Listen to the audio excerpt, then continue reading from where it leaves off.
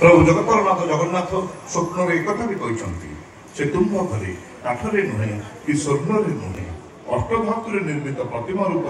अवस्थापित करुँगी तुम घर प्रति विपद सृष्टि कर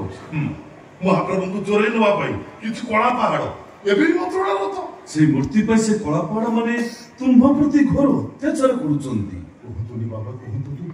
से कला शांत आमे बाप पुओ झील बहुत कष्ट पाइलु भक्त सब कष्ट पाए वत्स सब कष्ट पाए भक्त कष्ट पाइथिले दीनकृष्ण कष्ट पाइथिले बलराम कष्ट पाइथिले दासिया बाउरी कष्ट पाइथिले सालवेग